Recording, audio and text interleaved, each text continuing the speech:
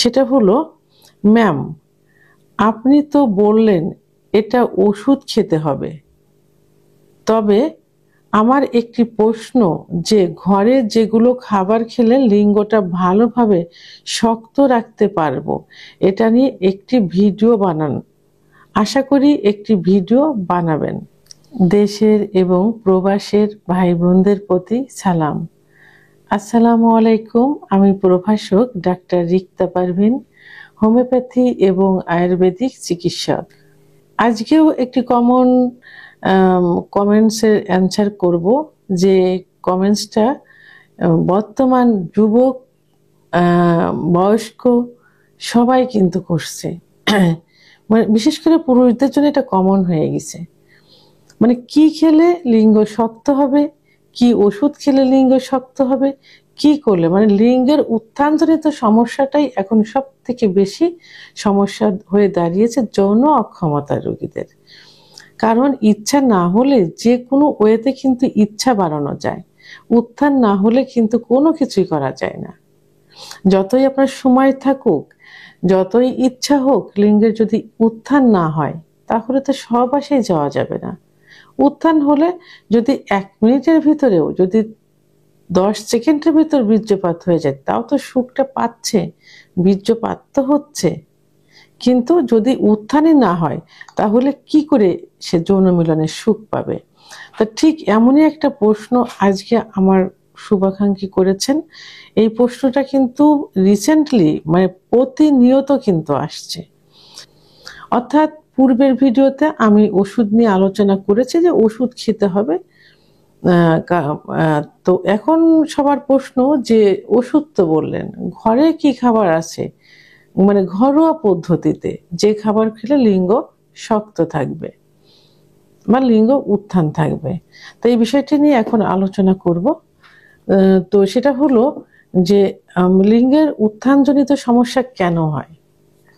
আমি পূর্বের ভিডিওতে কিন্তু বলেছি যে লিঙ্গের ভিতর কিন্তু কোনো হাড় নেই, আছে শুধু মাংস আর রক্তনালী। রক্তনালীর ভিতর দিয়ে যত রক্ত চলাচল করবে, লিঙ্গ তত শক্ত হবে, মোটা হবে, বড় হবে, অর্থাৎ লিঙ্গের উত্থান হবে। রক্ত যদি সঠিকভাবে চলাচল করতে না পারে তাহলে কিন্তু লিঙ্গের উত্থান হবে না। তো এর জন্য কি করতে হবে, যে যে কারণে উত্থানজনিত সমস্যা হয়েছে সেই কারণগুলো পরিহার করতে হবে। বিশেষ করে হস্তমৈথুন, বিছানায় ঘর্ষণ, স্বপ্নদোষ, অতিরিক্ত যৌন মিলন, সমকামিতা, এগুলো তো বাদ দিতে হবে। স্ত্রীর সঙ্গে সম্পর্ক উন্নয়ন করতে হবে, স্ত্রী বা পার্টনারের সঙ্গে। এবং যখন সেক্স উত্তেজনা আসবে, সেই সেক্স উত্তেজনা যেন সঠিকভাবে হয় সেদিকে খেয়াল রাখতে হবে। উত্তেজনা শক্তিটা বাড়াতে হবে। এবং কি করতে হবে, প্রতিনিয়ত অর্থাৎ প্রতিদিন অন্তত 45 থেকে 60 মিনিট অর্থাৎ 1 ঘন্টা এক্সারসাইজ করতে হবে বা হাঁটতে হবে। যদি কেউ হাঁটতে না পারেন তাহলে নিজের বেডরুমেই কিছু এক্সারসাইজ আছে, যে এক্সারসাইজগুলো ইউটিউব চ্যানেলে এখন সার্চ দিলে পাওয়া যায়, অথবা ওয়াকিং মেশিন আছে এখন, সেই মেশিনগুলো বাসায় কিনে নিতে পারেন, রুমেই করতে পারেন। এখন অনেক অনেক উন্নত ধরনের ওয়াকিং মেশিন বেরিয়েছে, বা হাঁটার যে কিছু ব্যায়াম আছে যেটা রুমের ভিতরে আপনি করতে পারেন। অন্তত 45 থেকে 60 মিনিট অর্থাৎ 1 ঘন্টা আপনাকে এক্সারসাইজ করতে হবে। এবং প্রতিদিনের খাবার তালিকায় প্রোটিন, আমিষ এবং জিঙ্ক জাতীয় খাবার রাখতে হবে, যেগুলো যেগুলো আপনার কি করবে, লিঙ্গ উত্থানজনিত সমস্যার সমাধান করবে।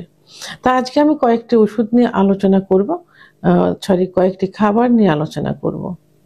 তো এর মধ্যে যে খাবারটি প্রথমে আমি বলবো সেটা হলো রসুন। রসুনটা কিন্তু সবার বাসায় কিন্তু কম বেশি থাকে, বিশেষ করে রান্নার রুমে, কিচেনে থাকে। তো এই রসুনে কিন্তু অ্যান্টি অক্সিডেন্ট থাকে, অর্থাৎ ন্যাচারাল অ্যান্টিবায়োটিক যেটা। তো রসুনটা কি করতে পারেন, অনেকে রসুন কাঁচা খেলে গ্যাস বাড়ে, খালি পেটে খাইলে গ্যাস বাড়ে। এই জন্য রসুনটা আপনারা হালকা একটু সেদ্ধ করে নিতে পারেন, অথবা ভাজি করে নিতে পারেন, অথবা কি করতে পারেন, রাত্রে 2-3 কোয়া রসুন একটু থেতলিয়ে 1 চামচ মধুর ভিতর দিয়ে ভিজিয়ে রাখতে পারেন, সকালে খাবার পরে খেতে পারেন। যাদের গ্যাস বাড়ে না তারা খালি পেটে খাবেন। এখন কথা হলো যে যদি কারো ডায়াবেটিস থাকে সেক্ষেত্রে মধু কি করবেন? মধুতে কিন্তু ন্যাচারাল সুগার থাকে, অর্থাৎ 1 চামচ সকালে 1 চামচ রাতে 2 চামচ প্রতিদিন খাওয়া যায়। তবে হ্যাঁ, কি হতে হবে, বাজারে কেনা মধু খাওয়া যাবে না, কারণ এটা চিনি দিয়ে তৈরি থাকে। তো আপনারা নিজে চাকের থেকে যে মধুটা যখন পারে এটা মোচা সহ নিজের চোখে দেখে ওই মধুটা কিনবেন। তো এই মধুটা যদি আপনি সকালে এবং রাত্রে 1 চামচ করে খান তাহলে কোনো সমস্যা হবে না। সেহেতু রসুনের সঙ্গে 1 চামচ করে মধু গুলিয়ে রেখে সকালে খাইতে পারেন। ভরা পেটে, যাদের গ্যাস হবে ভরা পেটে, যাদের গ্যাস হবে না খালি পেটে খেলে ভালো হবে। অনুযায়ী সেটি হলো ডিম। এখন এই ডিমটা সব থেকে ভালো হয় যে যারা খাবার, যেসব মুরগি খাবারগুলো নিজে ম্যানেজ করে খায়, কুড়িয়ে খায়, যেমন দেশি মুরগি, হাঁসের ডিম, অর্থাৎ এই যে এখন যে পোলট্রির ডিমগুলো বেড়েছে, এরা কিন্তু খাবারগুলো তৈরি করে তাদেরকে দেওয়া হয়, বিভিন্ন রাসায়নিক পদার্থ থাকে এর ভিতরে। তো এই জন্য কি করতে হবে, হাঁসের ডিম খেতে হবে। হাঁসের ডিম ভিটামিন ডি থাকে, যা টেস্টোস্টেরন হরমোন বৃদ্ধি করে। তো এখন এই হাঁসের ডিম সকালে একটা, রাত্রে একটা, যাদের উচ্চ রক্তচাপ থাকে তারা একটা করে খাইলেই যথেষ্ট। তো এটা পুরা সিদ্ধ না, হাফ বয়েল করে খেতে পারেন, অথবা পোস্ট করে যে খায়, কুসুমটা একটু কাঁচা কাঁচা থাকে, এইভাবে খাইতে পারেন। তাহলে ডিমটা প্রতিদিনের খাদ্য তালিকায় রাখতে হবে। এবং প্রতিদিন কলা খাইতে হবে। কলা সকালে একটা, রাত্রে একটা। কলা টেস্টোস্টেরন হরমোন বৃদ্ধি করে। এখন যাদের ডায়াবেটিস আছে তারা কি করবেন, তারা প্রতিদিন একটা কলা খাইতে পারেন। সকালে একবারে খেতে পারেন, রাত্রে একবারে খেতে, অথবা সকালে হাফ খেতে পারেন, রাত্রে হাফ খেতে পারেন। তাহলে খাদ্য তালিকায় কলা রাখতে হবে। কলাটা তো কমন, এটা নিজেদের যারা একটু গ্রামে থাকে নিজেদের বাড়িতেও কিন্তু কলা গাছ লাগাতে পারেন। ঠিক আছে। তো আরেকটা কি হলো, আরেকটা খাদ্য হলো মধু, যেটা আমি আগেও বলেছি। মধু কি হয়, মধু টেস্টোস্টেরন হরমোন বৃদ্ধি করে, নাইট্রিক অক্সাইডের মাত্রা বৃদ্ধি করে। তো সেহেতু মধু খাইতে হবে। আর মধুটা কিন্তু অবশ্যই, আমি আগেও বলেছি যে বাজারে কেনা মধুতে চিনি থাকে, এই জন্য বাজারে কেনা মধু বাদ দিয়ে নিজেরা একটু কষ্ট করে চাকের থেকে মধু সংগ্রহ করবেন, চাক সহ, যেটা চোখে দেখতে পাচ্ছেন। মধুতে কিন্তু ন্যাচারাল সুগার থাকে। সেহেতু মধু ডায়াবেটিস রোগীরা কি করতে পারে, সকালে 1 চামচ, রাত্রে 1 চামচ খেতে পারে। এবং সঙ্গে বাদাম, কাঠবাদাম, কাজু বাদাম, পেস্তা বাদাম, খেজুরে ন্যাচারাল সুগার থাকে। ডায়াবেটিস রোগীরা খেজুর খাইতে পারে, সকালে 2টা, রাত্রে 2টা। তো এভাবে প্রতিনিয়ত খাবারের তালিকায় যদি এই খাবারগুলো রাখতে পারেন, যাদের অর্থনৈতিক অবস্থা বেশি একটা ভালো থাকে না, বেশি সচ্ছল না, তারা দেশি যে বাদামগুলো আছে, যেগুলো আমরা এই যে ভাজি করে বাজারে বিক্রি করে, এই বাদামগুলো খাইতে পারেন।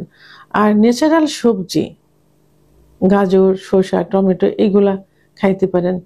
বিশেষ করে যে 4টি খাবার আমি বললাম, ডিম, কলা, রসুন, মধু, ডিম, কলা, রসুন, মধু, এইটা আপনারা প্রতিনিয়ত খাবারের তালিকায় রাখবেন। তাহলে দেখবেন আপনাদের উত্থানজনিত সমস্যা হবে না। তবে অবশ্যই কারণগুলো কিন্তু বন্ধ করতে হবে। আর এইটা আপনাদের বাসায় কিন্তু প্রায় সময়ই থাকে, রসুনটা তো থাকেই। এর সঙ্গে কালো জিরা খাইতে পারেন, আরো ভালো কাজ করবে কালো জিরা, তো সব রোগের সেরা ওষুধ। তো ভিডিওটি সম্পর্কে যদি কোনো মতামত থেকে থাকে অবশ্যই কমেন্টসের মাধ্যমে জানাবেন। আর ভিডিওটি ভালো লাগলে লাইক, কমেন্ট, সাবস্ক্রাইব করে আমার সঙ্গে থাকুন। আল্লাহ হাফেজ।